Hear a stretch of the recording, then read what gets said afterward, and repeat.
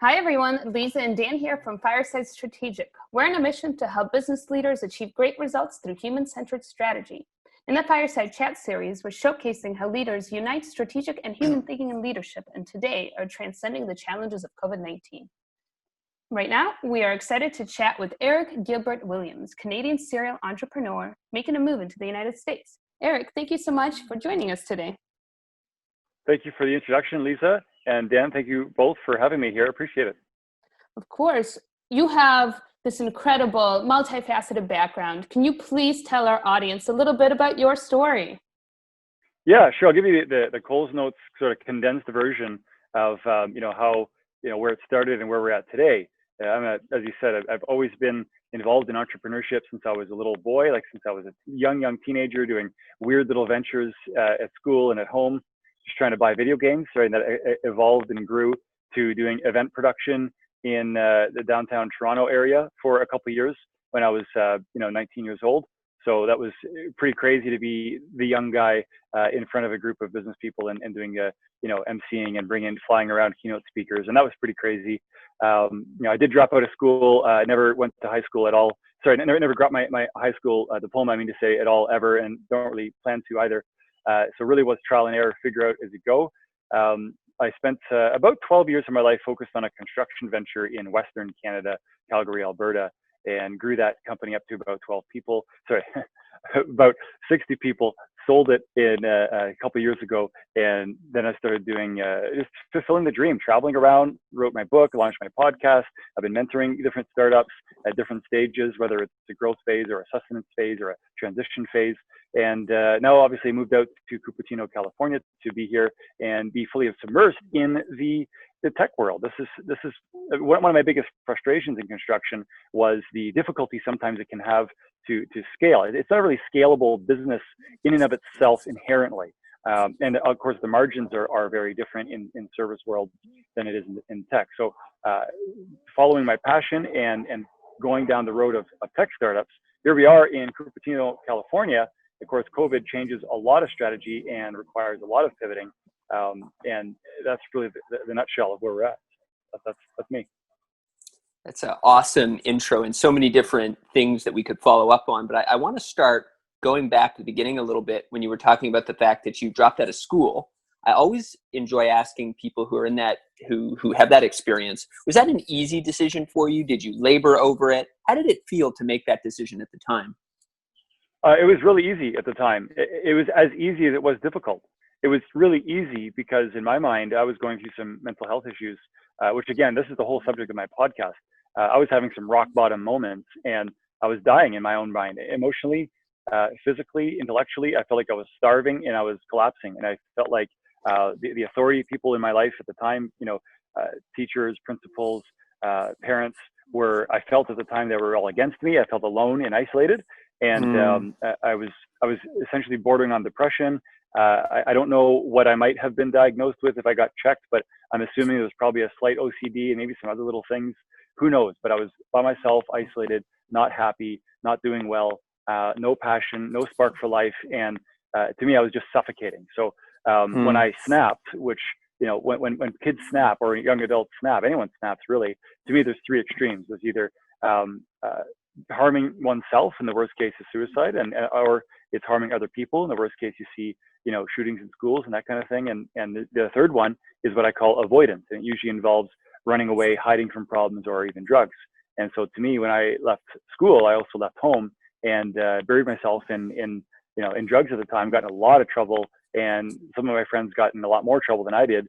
I was lucky enough to be able to get out of that world and make a difference in my life. And hopefully with the podcast and my book, help make a positive impact on other people's lives as well. So it was an easy decision at the time because there really wasn't an alternative, although it was very difficult, of course, to do it. Sure. Well, unfortunately, you experienced a lot of really troubling times, it sounds like, but you also transcended them. And so I'm curious, was there a moment or an incident that you could point to that really changed things for you? Changed it when I was a teenager and when I left, you mean? Any moment where you feel the darkness and the mental health challenges you were experiencing, was there a moment that you could point to, or maybe it's a series of moments, trends in your life that made you more optimistic and that gave you that spark for life that you clearly now have? Sure. So I guess there's two ways to look at this. There's a trigger moment at a rock bottom and a trigger moment to make positive change.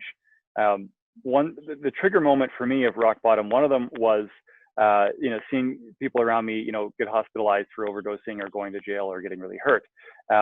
My book is called The Standing Spot, and it's called The Standing Spot on purpose because there was a time when I was living in this, bare concrete wall, tiny room in a basement that was, the ceilings were about 5'5" high, and there was 6 or 7 of us in that room, I forget at the moment, all living in there together in this one, 250 square foot room, right? This suite, as our slumlord called it. And I called the book The Standing Spot because where the light bulb was above your head, there was like an indent in the ceiling to house the light bulb. So it's the one spot where you could stand up in the room, right? And that was, it definitely imprinted itself. Image is imprinted in my mind forever. And now if we flip tones now and go to what was the trigger or a moment that pushes it towards, rocking it and coming out of that, there was a particular guy who helped me out when I was 18. And he said, look, I don't care where you come from. I don't care what you did. I don't care about any of that bullshit. All I care about is what you're going to do tomorrow and what you're going to do today. And he's like, look, I see potential in you. And what matters to me, he said to me, he says, what matters to me is what you're going to choose to do at this moment right now. And he says, I'm going to help you every step of the way. I'm going to give you all the support you could possibly imagine, but it's up to you to figure out what to do with it. And I was ready for change at that time. I had seen enough that I wanted to do change. I just didn't know how. And, I did have a good upbringing as a kid, right? I had good parents, right? But I needed to go through this apparently to find my own path. And when this guy offered to help me, he took me under his wing, and I dove in 1,000%. It was my first 100-hour work weeks as a teenager, which is insane and obviously not sustainable. But I was like, I found that entrepreneurial passion, that spark, and once it was opened, it became my life source, and it became what my motivation and sustenance to keep going and down the path of entrepreneurship. And of course, that experience has led me to doing a lot of the philanthropic stuff I'm doing right now to help other people, get out of their own rock bottom moments. That's unbelievable. That's amazing how it took one person to really turn things around like that for you. And you never know when you're going to be that one person for someone else, and you might not realize it, but every time you interact with someone, you don't know what they're going through. And when you're offering and you're being kind and helping offering that helping hand, you have no idea the domino effect that you're triggering by being a kind person or by being a jerk. Yeah. Take your pick. Yeah, amazing.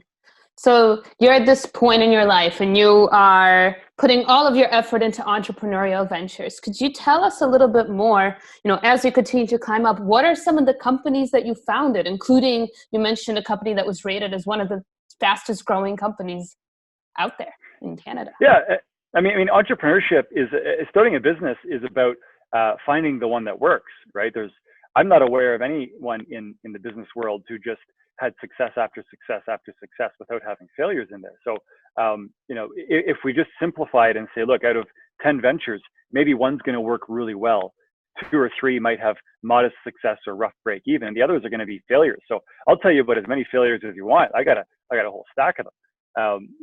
And some of them are funny and some of them are depressing to me. I'd almost rather not talk about them. But there was the event production, of course, when I was 19. Just before that was more of an independent sales rep. So it's not really a venture of my own, but being 18 and fending for yourself in your commission sales. I mean, anyone who's in commission sales, if you're listening to this and you're a commission salesperson, you're probably going to relate to a lot of the same energy that an entrepreneur has to go through. So anyways, that was ventures when I was really young. Of course, the construction gig kept me busy for a solid 12 years back to back.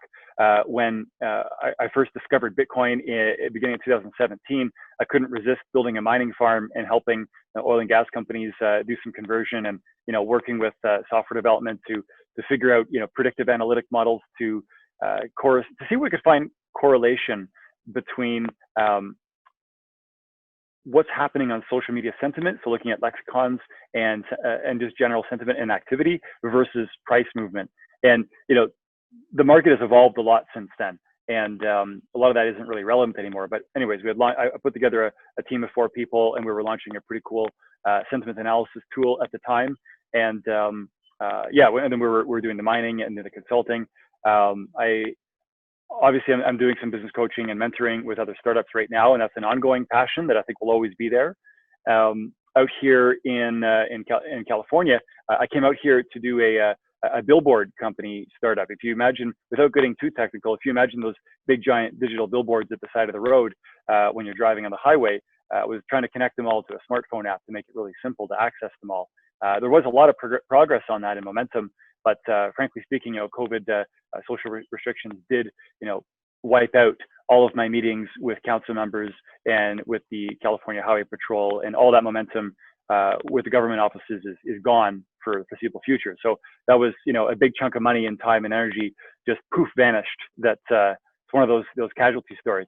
Maybe when all this is done, maybe I'll pick that back up again, but there's just no point focusing too hard on that one right now. So now I'm focused on the meme space and looking at internet memes and figuring out a way to solve some of the copyright issues that happen out there, and finding an easy way for any corporation to be more engaged in the meme space. So I can tell you more and more, but that's the summary. I love how you have something in the event space, then in the construction space, billboard space, meme space. How do you come up with these completely different ideas for companies? It's really dangerous to be that eclectic. It's, I think that a lot of perhaps even executive coaches might suggest for narrowing down on just one thing and staying focused on that one thing. And so it is dangerous to jump around like this. And but at the end of the day, an entrepreneur is an entrepreneur. And if you got the entrepreneurial bug, then you can just walk to the grocery store and come up with 10 ideas. There's just no stopping it. And ideas are a dime a dozen, though. It's about which ones do you choose to execute on and which ones make the most sense. So for me, I think everyone's process is different, but for me, when I wake up in the morning, if I feel the vibe to push forward on a venture and it's not going away, then I'll never be that guy that looks in my past and says, I wish I had of, right? And sometimes it means that they don't work, but there's only one way to find out. And it's not about working or not working. It's about the process. It's about the lifestyle of being an entrepreneur. And is this a lifestyle that I'm happy with? Because if it is, then, make sure that every day when you wake up, for me anyways, when I wake up, am I doing something that's fulfilling that lifestyle? Am I fulfilling my own passion and desire to be an entrepreneur? Or am I just, am I letting fear dictate the actions? Am I letting society tell me what I should and shouldn't be focused on? And am I letting the fear of bankruptcy or failure guide my actions more than passion? And I'm a passion type guy, for better or worse. Definitely sometimes for better and definitely sometimes for worse. But when I get excited about a venture, I just dive in and figure it out. I love it. And you're right. There are a lot of advisors out there who would suggest, you got to pick one thing. And in that one business, you got to pick one target market. You got to solve one problem. But I think one of the dangers of really standardized advice is that we're all different people. So an idea that might work for you might not work for me, and vice versa. So I'd love to get to know the strengths of Eric as entrepreneur more. What do you think some of your greatest strengths are? I mean, creativity jumps out at me as one of them because you see so many possibilities. But what are a couple of other things you think are real qualities you have that make you, an entrepreneur that's capable of a lot? Well, I don't want to accidentally give myself more credit than is deserved. I think that, it's better when other people point out someone else's strengths.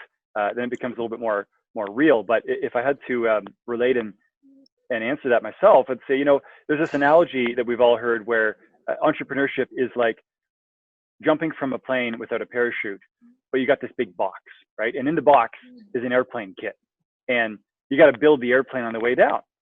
And for me, I thrive in that sort of good stress environment. I thrive when there's a difficult problem to solve that's never been grappled before.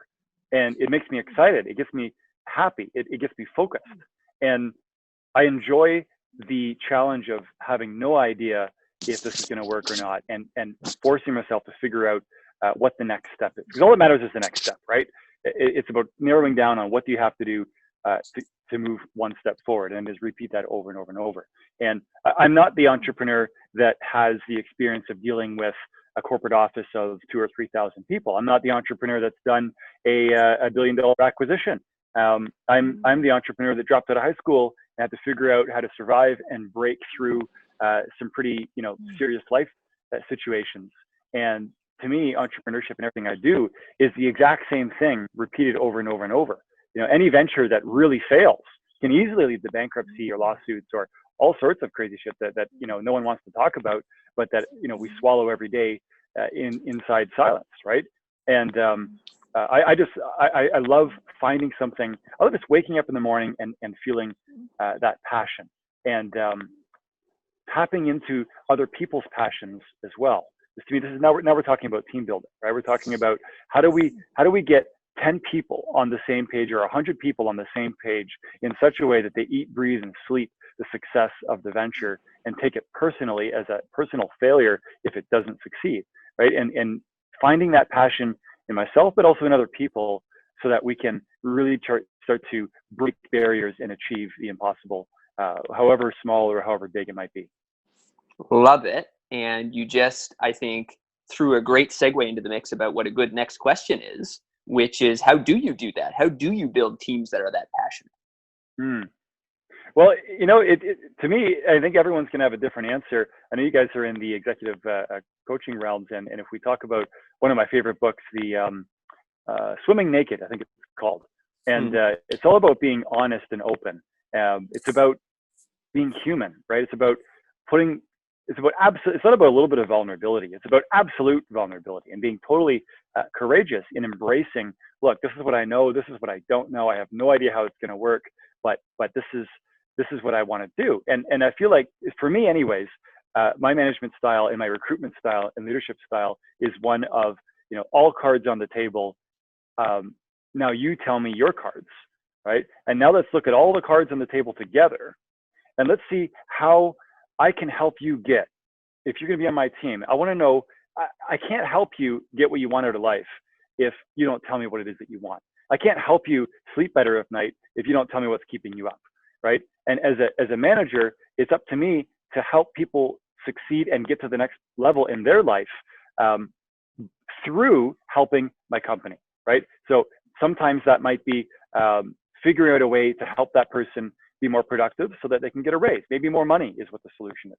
Maybe that person is particularly upset or not happy in whatever role they're doing. So now it's my management responsibility to figure out what they do want to do and what hidden strengths do they have that aren't tapped, and make sure that I can help them be in a position to feel happy, even if it's a salary cut, right? Whatever the focus, whatever the primary motivation or biggest pain point in a team member is, it's up to the manager, it's up to me to be able to figure out what it is and solve it before fill in the blank, before we go bankrupt, before they quit, before they get fired, before they cause a ruckus, right? Before any of that happens, we have to be honest and ask these deep questions and do that soul searching together so we can move to the next level. That's my perspective anyways. Oh, that's a wonderful. I never went to I never graduated high school, so what do I know, right? Clearly, you know quite a bit, I think that the combination of vulnerability and openness with what you seem to also have a lot of foresight, like coming to the person before they come to you, is such a powerful way to create what sounds like a fantastic culture. And I have to say as well, every time I fail at doing that, and every time as a manager I have a failure and a good person, and I'm definitely thinking of a couple of people in particular, when good people do quit or I have to fire them, it's a sad moment because it violates what I'm saying. I'm saying do this, and then I failed at it, and I have to bear the responsibility of it. So it's an ongoing challenge. Yeah.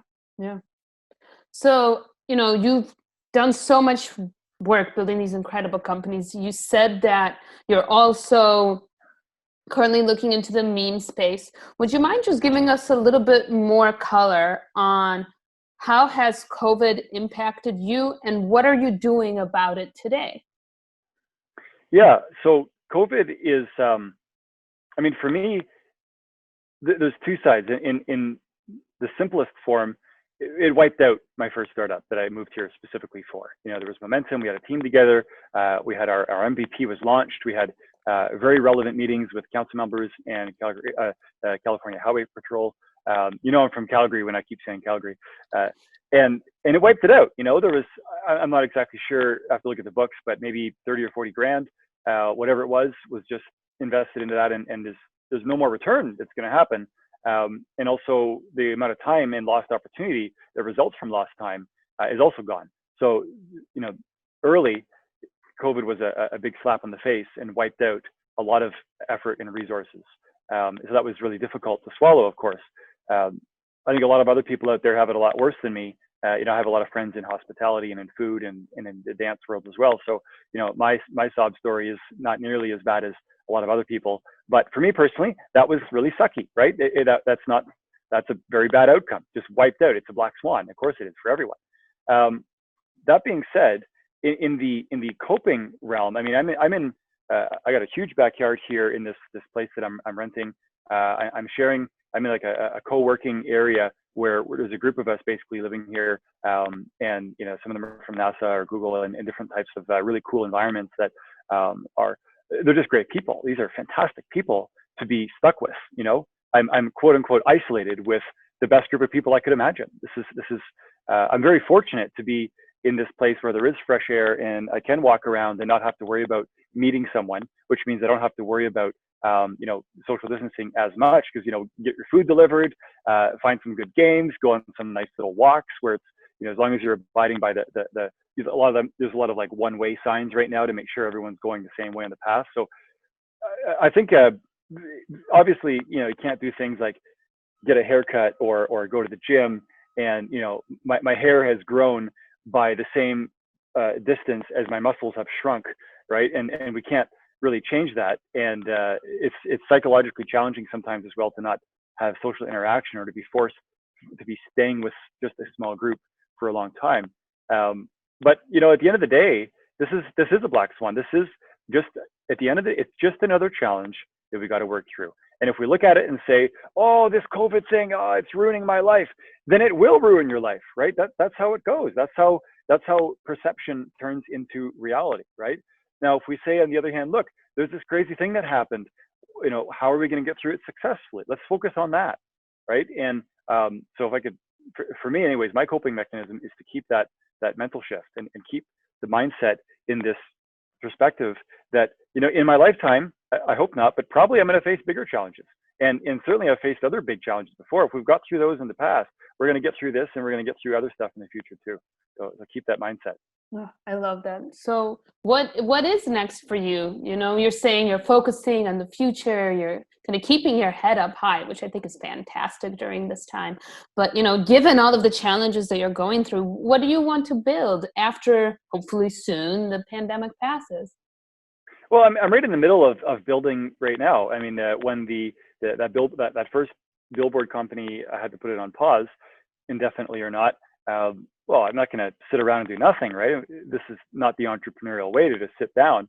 So did a bunch of discussions with my existing team at the time and with other associates and friends in the market, and they decided to narrow down and focus on memes. And working in the meme space to me has been both exciting. It's hilarious. I mean, that's the nature of a meme, right? And I find it really intriguing, and I think there's some interesting opportunities. To me, when we look at a meme, to me it equates to downloading music back, when in the Napster days, right? Everyone was downloading music back then, and it was completely illegal, and there were no proper solutions to this, right? Well, every time you take a Lord of the Rings meme and post your own text on it, you're violating copyright law. It's just that too many people are doing it for anyone to be able to stop it. Now, look at Grumpy Cat for a second. When, if I understand correctly, the way that I researched it, when Grenade Coffee did the Grumpy Cat product, there was a violation of a copyright law there, and Grumpy Cat owners did win $700,000 in that lawsuit, right? So even though, so it's just to demonstrate that memes are copyright, and you can't do what we're doing. We can't do what we're doing. It's violating copyright law. So there needs to be a solution. Apple solved it for the music industry, and I'm trying to solve it for the meme industry. So I got a team right now of about 12 people. We're building up, we're growing, we're launching the software. We got a sales front. We have some meme creators and content creators, and we're very early stage. So it's going to be a long, crazy road. And it's definitely keeping me busy throughout all this. Perfect. Sounds super cool. Excited to see where all of that goes. So as we come towards the end of our time together, Eric, one of the questions we love to ask is, how are you having fun in a moment like this? I think you've answered it to some extent. You know, you're with some super cool people down there in Cupertino, but when you're not thinking about business, what's fun for you? Fun right now. I mean, I'm a little bit of a fish out of water here. I'm a Canadian in a winter that's making me sweat. I mean, it's what, 80 something degrees here, 90 degrees. This is, you know, abnormal for me. And, you know, my home is over there. My friends are over there. My business is all being changed. You know, everything is different right now. So I'm just having fun being here, you know, talking to you guys, being in the sun, and going on hikes, playing my video games at nighttime, just because, you know, because you can, right? Life can't be all super serious every day, nonstop. I went a little bit of camping. There's a couple little camping spots that are open, and there's a lot of extra rangers there making sure that social distancing is happening. But going camping and just being with nature a little bit, you know, to me, I can't think of anything more fun than doing an entrepreneurial venture in Silicon Valley with a group of really cool people in a nice house with a backyard and being connected to nature. Like, I don't have, and of course, I got the motorcycle here. So, you know, going on the occasional ride to get the view. There's not a whole lot more that I could imagine that I need as an essential in order to be having fun with life. And yeah, anyways, everyone's got their own thing. Sounds like you're making it work. And that view behind you is really stunning. I'm a little jealous. Yeah, it's not a green screen. I love it. Well, look, Eric, thank you so much for grateful. taking the time to chat with us today. Very inspiring story, both from your perspective and the other people involved in your life and the businesses you're starting. I love it. I'm really excited about what you're building, and we really appreciate you sharing with us. Anytime. I'm happy to help, and hopefully, you know, people listening got something out of this. You guys can reach out to me anytime, and I'm happy to help out where I can.